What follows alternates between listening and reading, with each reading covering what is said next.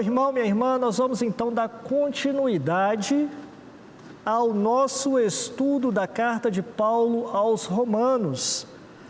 No programa passado nós iniciamos essa série, mas se você está assistindo hoje, saiba que você não perdeu muito. Na verdade, perdeu um programa, mas nós avançamos só um versículo. Um programa, um versículo, para você ver a riqueza que há nessa carta de Paulo. E a carta de Paulo aos Romanos, conforme eu disse no programa passado, mas para que a gente possa aqui recapitular e para que você que está começando hoje não fique tão perdido, a carta de Paulo, ela é um compêndio da fé cristã, ela é um resumo da fé cristã, ela é algo que vai realmente trazer consistência, é um discurso coerente da fé cristã. E aqui, nesse primeiro capítulo de Paulo aos Romanos, nós vimos no primeiro capítulo Paulo se identificando como servo de Jesus, chamado para apóstolo, separado para o Evangelho de Deus. E agora o segundo versículo que eu vou ler aqui agora com vocês, pode abrir aí, Romanos capítulo 1, verso 2, que diz o seguinte: o qual antes prometeu pelos seus profetas nas santas escrituras. Aqui Paulo dando continuidade ao que ele falou no verso 1, ele está dizendo que o Evangelho de Deus, o qual antes prometeu pelos seus profetas nas santas escrituras. O Evangelho de Deus é essa continuidade histórica. O Evangelho de Deus, ele não começa com o apóstolo Paulo, mas ele é essa continuidade histórica, lembrando que começou em Gênesis, passou por todos os profetas, essa promessa da salvação, até que chegou em Jesus. Na pessoa de Jesus, nós encontramos então o cumprimento dessa promessa. Isso então nós vemos a partir do verso 3, Romanos 1:3, acerca de seu filho que nasceu da descendência de Davi segundo a carne. E o 4, declarado Filho de Deus em seu poder, segundo o Espírito de santificação, pela ressurreição dentre os mortos, Jesus Cristo, nosso Senhor. Aqui, nesses dois versos, no 3 e no 4, a gente nota uma referência ao fato de Jesus ser o descendente de Davi. E também faz uma referência ao reinado de Jesus, assentado no trono de Davi. Há uma referência também à natureza divina de Jesus, com essa expressão de Filho de Deus em poder. Jesus, ele é essa pessoa 100% humana e 100% divina. Paulo aqui, logo na sua saudação, ele já começa a trazer este conceito, o conceito a respeito de quem é Jesus. Jesus, ele era esse descendente de Davi segundo a carne, mas ele era esse declarado Filho de Deus em poder, 100% humano e 100% divino. E tinha que ser assim. Não podia ser diferente, porque se Jesus, ele não é 100% humano, então ele não poderia ter morrido por mim e por você. E se ele não morreu, ele também não poderia ter ressuscitado. Então, glória a Deus, porque Jesus, ele é 100% humano. Lembrando que ao ressuscitar, Jesus ressuscitou em corpo, e em corpo ele permanece até hoje. Se nós pudéssemos fazer ali um teste para ver qual é a idade do corpo de Jesus hoje, eu posso te dizer que o corpo de Jesus tem mais de 2.000 anos de idade, porque desde a sua ressurreição ele permanece como homem à destra de Deus o Pai. Agora, ele também não é somente homem, ele também é totalmente Deus. 100% homem, 100% Deus, e tinha que ser assim, porque se ele não fosse Deus, ele jamais teria conseguido nos substituir naquela cruz. Graças a Deus, porque ele foi declarado Filho de Deus em poder. Graças a Deus por Jesus ser este Filho de Deus sacrificado por nós, porque nele foi feita a justiça de Deus. Glória a Deus por isso.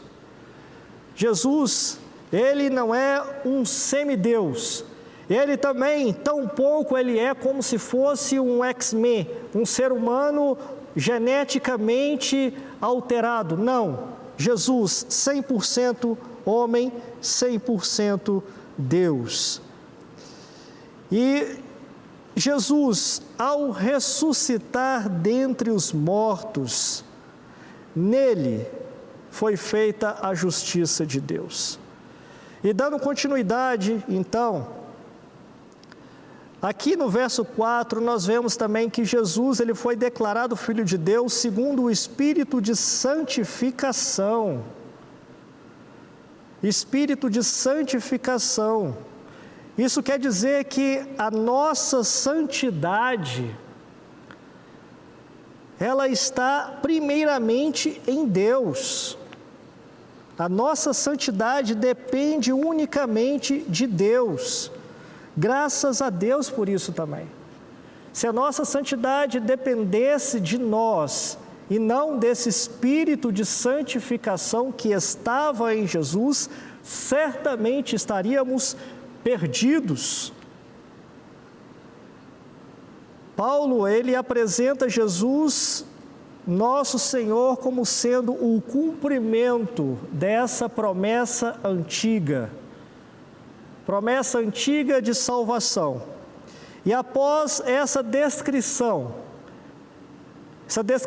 do Evangelho, o Evangelho de Deus, que não começa com Paulo, mas é uma continuidade histórica, Paulo ele então começa a falar sobre o seu próprio apostolado.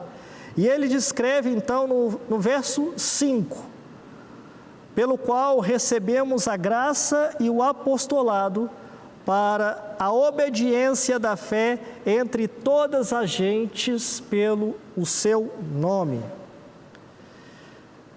O que Paulo recebeu de Deus através de Cristo? Essa é a pergunta que devemos fazer para este verso. É o que Paulo então chama de graça e apostolado, que no contexto parece significar o privilégio imerecido de ser apóstolo.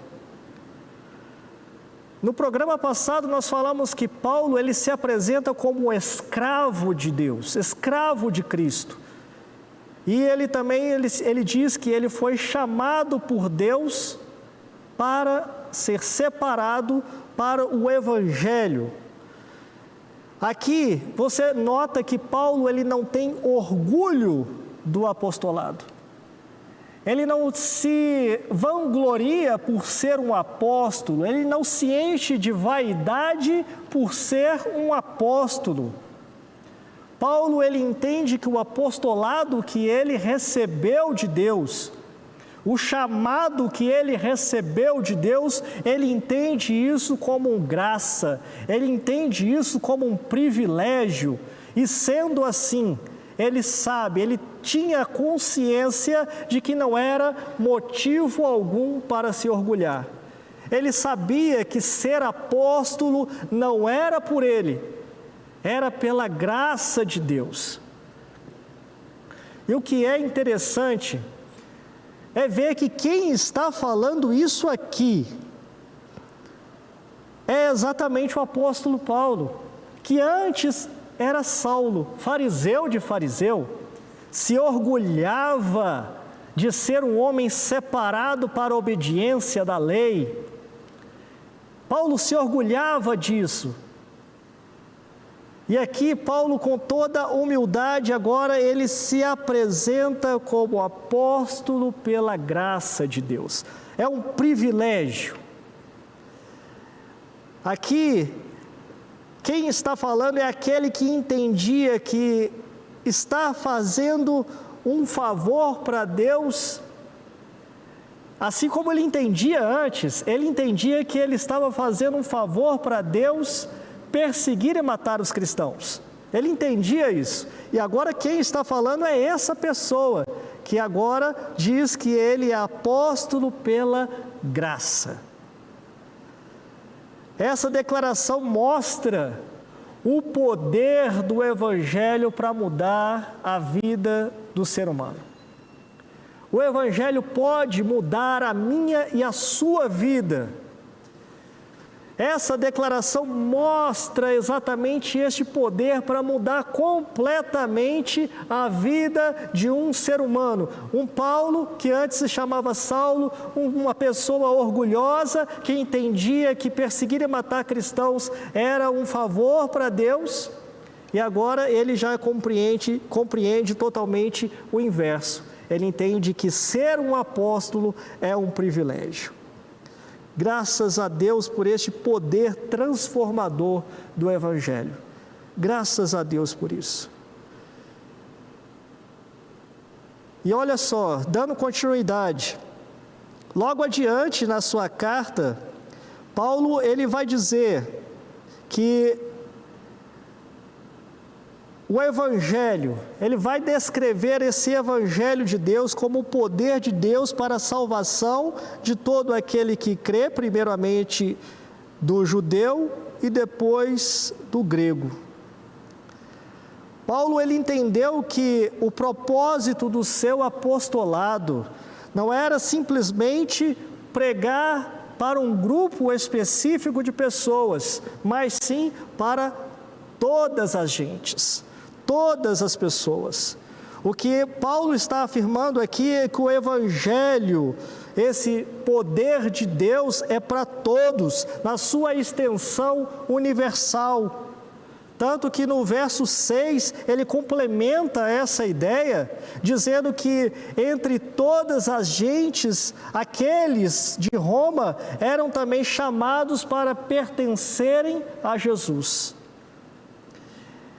Ele mesmo, o próprio apóstolo Paulo, ele que era um judeu totalmente patriota, uma pessoa que era apegada ali àquela tradição, ele mesmo, ele abre mão disso para amar ardentemente até mesmo os gentios.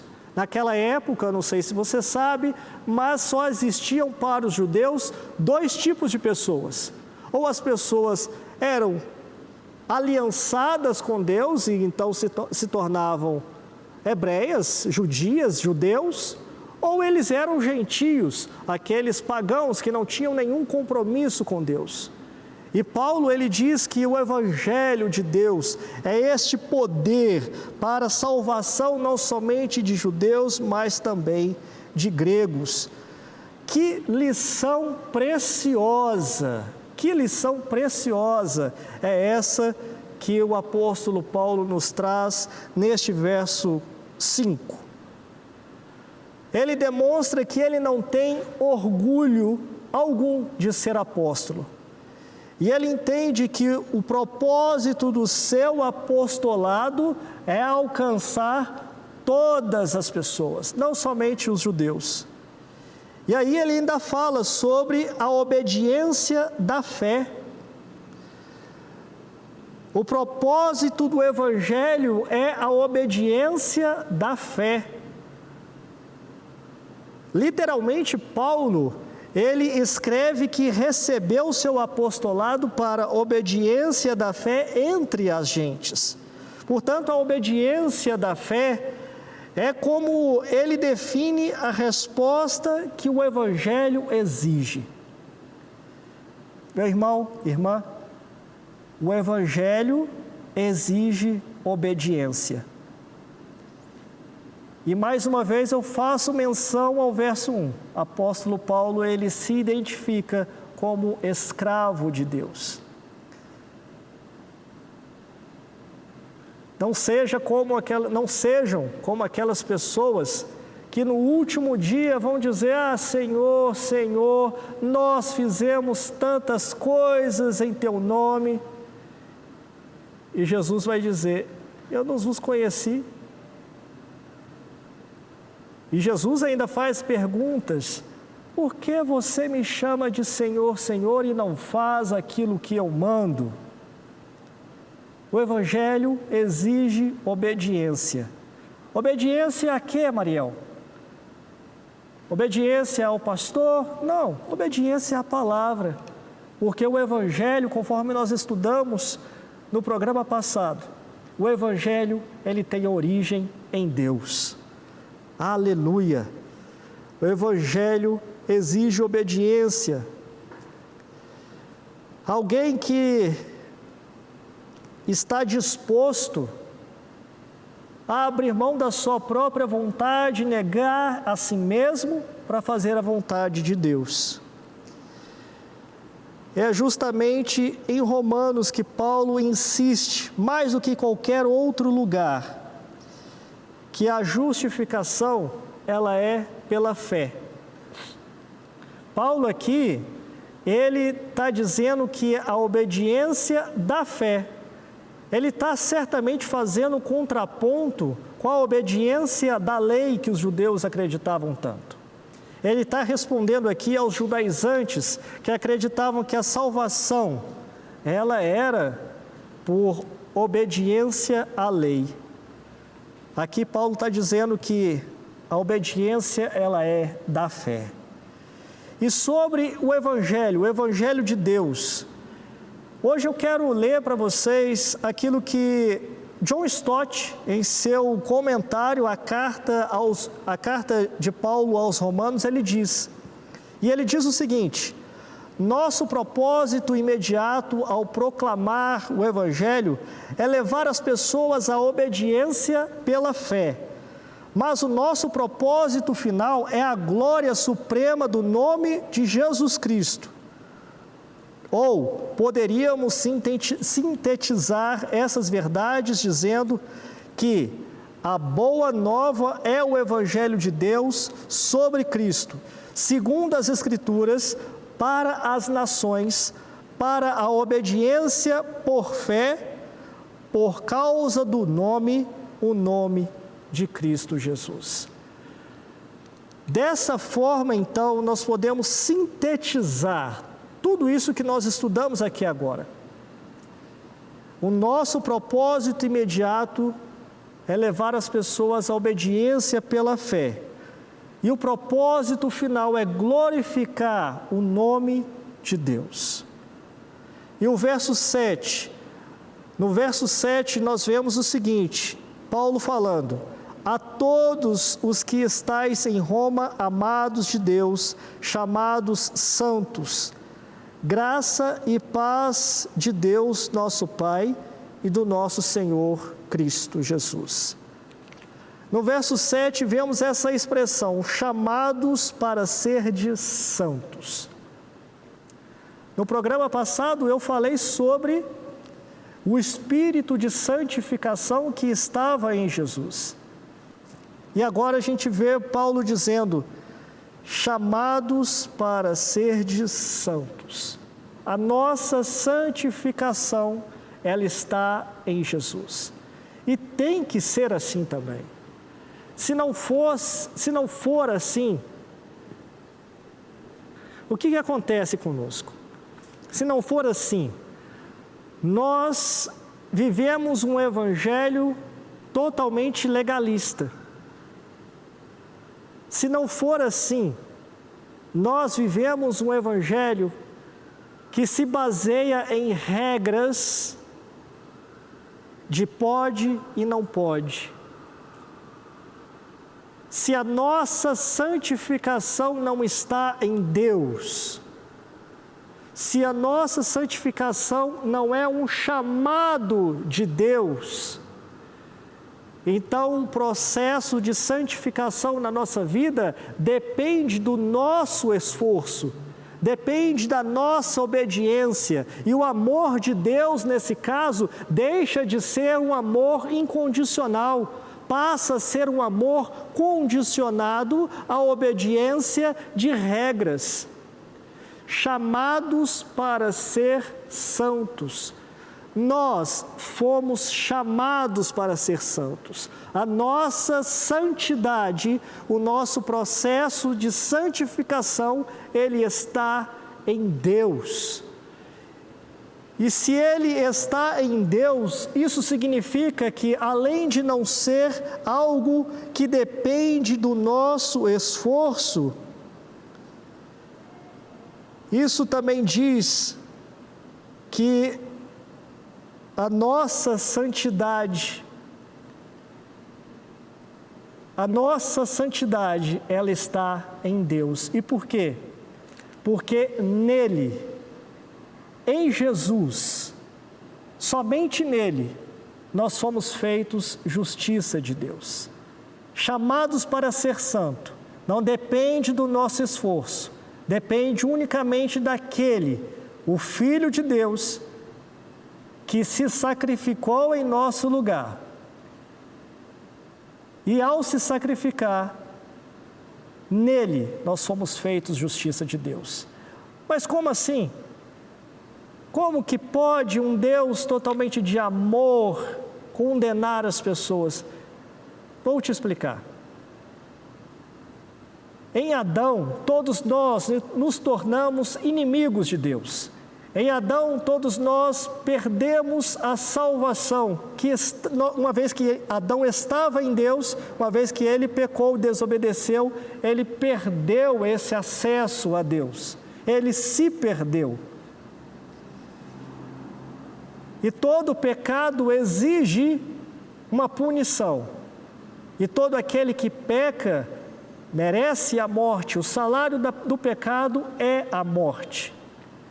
Se não fosse por causa de Jesus, nós não seríamos santos. Se não fosse por causa de Jesus, a santidade dependeria de nós. Só que nunca poderia depender de nós, por quê? Porque nunca poderíamos pagar o preço da nossa salvação.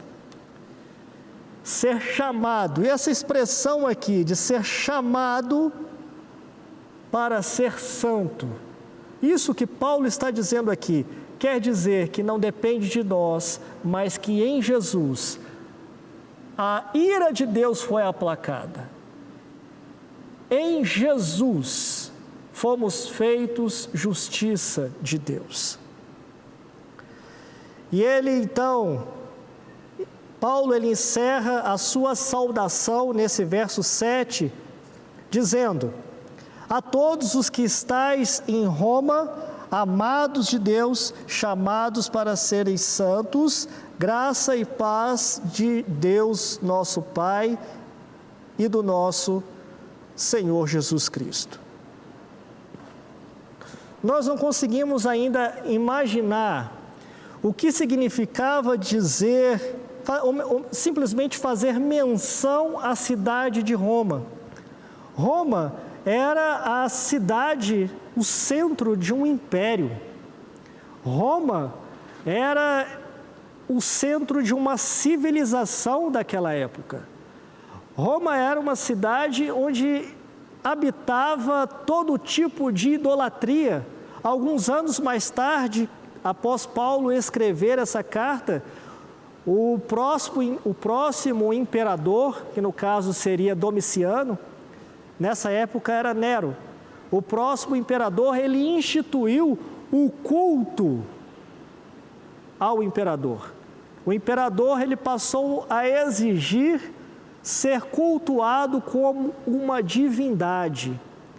E Paulo, quando ele escreve aos amados de Deus em Roma, ele tinha total consciência da dificuldade que era ser um crente naquela cidade. nós temos certa dificuldade de entender o que essa simples expressão quer dizer.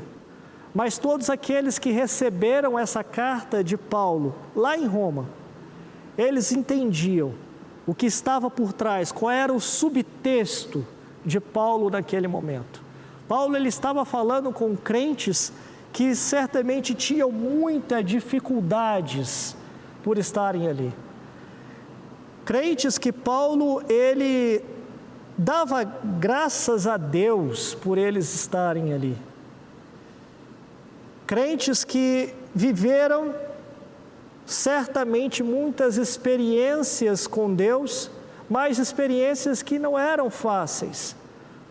O próprio Paulo, que planejava ir para aquela cidade de Roma, para ter com aqueles irmãos, mais tarde, Paulo, ele vai para Roma, mas não como ele planejava ir. Ele vai para Roma, mas como um preso. Quando Paulo, ele escreveu essa carta, ele escreveu ali, provavelmente na cidade de Corinto. E ele, então, quando ele escreve essa carta, ele planejava ir para Roma. Depois que ele escreve essa carta, ele vai para Jerusalém. Em Jerusalém ele é preso, fica preso depois em Cesareia 2 anos, até que após apelar para César da sua prisão, da sua condenação, ele então vai para Roma. Ele planejou ir para Roma, ele foi para Roma, mas não foi conforme ele pensou. E isso tudo mostra como é interessante essa simples menção de Paulo quando ele fala aos amados de Deus em Roma, a todos os que estáis em Roma, amados de Deus, chamados para serem santos. E essa expressão, chamados, ou melhor, amados de Deus, que expressão maravilhosa. Que expressão maravilhosa. Amados de Deus, como é bom saber que você é amado de Deus. Nossa condição sem Deus é de inimigo de Deus. Sem Deus, todo ser humano, ele está nessa condição de inimigo. Sem Deus, todo ser humano, ele é alvo da ira de Deus. Todo ser humano sem Deus, ele está ele está numa posição totalmente desfavorável, porque definitivamente não é uma boa coisa ser inimigo de Deus. Imagine ser inimigo da pessoa mais poderosa do universo. Definitivamente não é um bom lugar, não é uma boa posição. Mas aqui Paulo, ele está falando a todos os que estão em Roma, amados de Deus. Como é libertador saber que você é amado, é amada de Deus. E por quê? Porque o amor de Deus é incondicional. Aleluia! O amor de Deus é incondicional. Ele não depende da sua obediência, ele não depende da sua disposição de fazer a vontade de Deus. Não depende. O amor de Deus não vai mudar de acordo com aquilo que você faz ou deixa de fazer. O amor de Deus é incondicional. Por isso é tão bom você saber e ter a consciência de que em Cristo você foi feito justiça de Deus e agora você já não é mais inimigo, você é amado por Deus. É muito libertador você ter essa consciência de ser amado de Deus. Que por causa de Cristo, todo aquele que nele crê não vai mais perecer, nem sofrer eternamente o castigo da desobediência. Deus te ama e não há nada que você possa fazer para mudar isso. E o que me dá autoridade para afirmar exatamente isso? É porque, a respeito da inimizade de Deus, você também não podia fazer nada para mudar isso. Você não podia fazer nada para que Deus deixasse de te odiar. E agora, uma vez que você é amado de Deus em Cristo Jesus, você não pode fazer nada para que Deus deixe de te amar. Deus não vai deixar de te amar. E se você tem vivido até hoje com culpa, achando que Deus te abandonou, eu estou aqui para te dizer, Deus não deixou de te amar. Você é amado de Deus porque está em Cristo Jesus. Aleluia! Glória a Deus!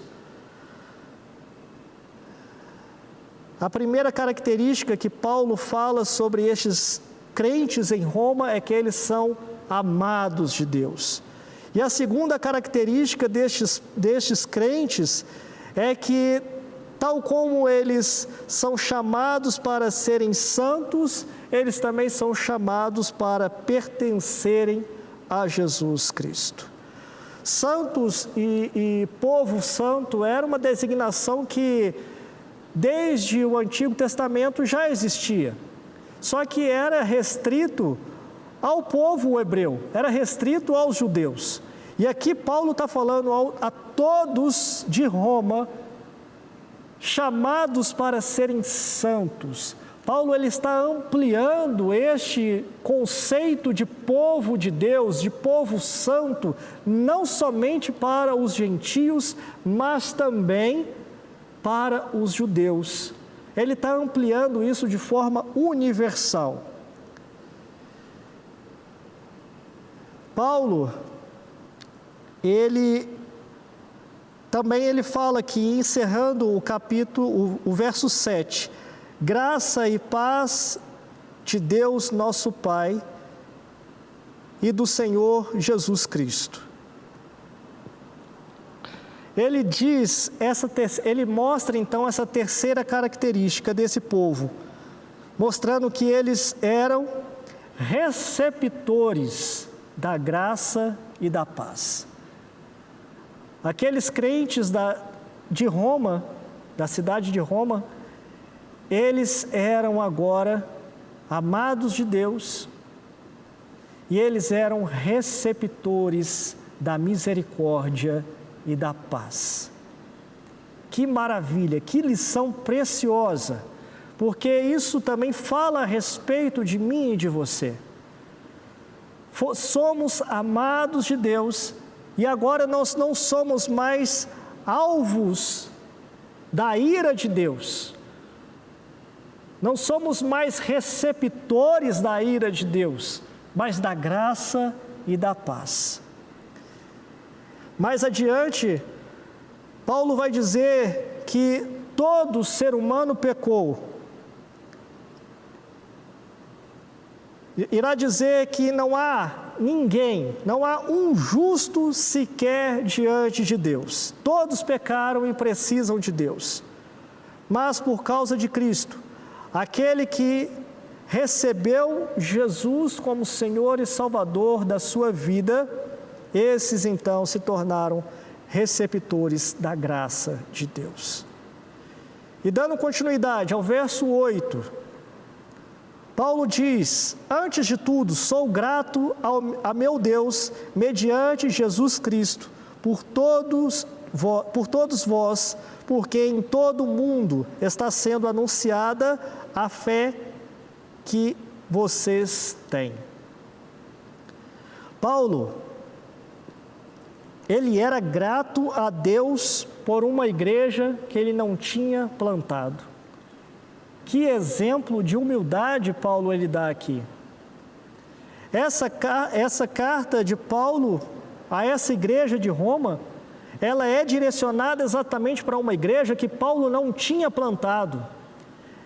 Não se sabe bem como essa igreja começou em Roma. Provavelmente os estudiosos dizem que essa igreja ela começou a partir do Pentecostes, quando ocorreu aquele momento ali, no livro de Atos, capítulo 2, em que a descida do Espírito Santo fez com que os apóstolos falassem sobre a grandeza de Deus, cada um em sua própria língua, né? Eles escutaram ali, cada um em sua própria língua, e a partir daquele momento em que eles ouviram a mensagem do Evangelho, se converteram muitas pessoas naquele momento. Essas pessoas então se espalharam pelo mundo, e os estudiosos dizem que então começou essa igreja em Roma.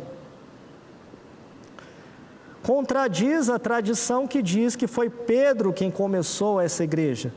Isso particularmente não faz sentido, exatamente porque Paulo, em momento algum, em sua carta aos Romanos, ele menciona o nome de Pedro. Se Pedro de fato tivesse fundado a igreja de Roma e tivesse sido de fato o primeiro apóstolo, o primeiro papa daquela igreja, Paulo então deveria ter mencionado o nome de Pedro aqui. Deveria ter, por exemplo, no seu capítulo 16, ao final, quando ele se despede e faz ali as suas recomendações, ele poderia então ter se despedido e recomendado alguma coisa para Pedro. Pedro não fundou aquela igreja, Pedro não estava naquela igreja.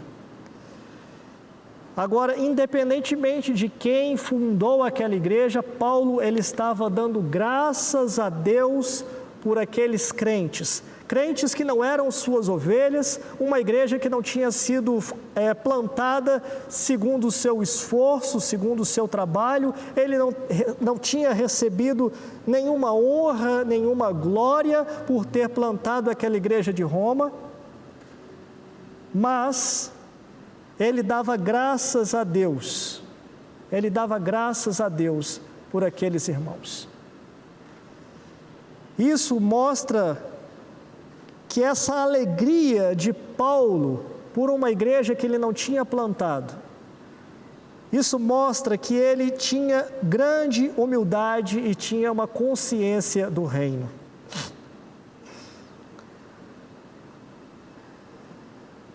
No próximo programa, eu quero continuar com vocês a partir desse verso 8. E eu quero aqui encerrar fazendo uma oração. Eu quero orar com você que ouviu essa palavra pela primeira vez. Você que até então não sabia que você pode ser amado de Deus. Você não sabia que Deus te ama de forma incondicional. Eu quero orar por você. E eu quero orar também por você que hoje está afastado, que está longe dos caminhos do Senhor. Você sabe, o Espírito Santo está falando no seu coração agora para você retornar. Então eu quero até deixar mais uma vez um testemunho. Eu me converti pela televisão. Eu fiz uma oração há 20 anos atrás, colocando a minha mão no televisor, e a minha vida foi transformada. Eu quero orar também por você hoje, para que a sua vida também seja transformada e você possa viver com a santidade de Deus na sua vida.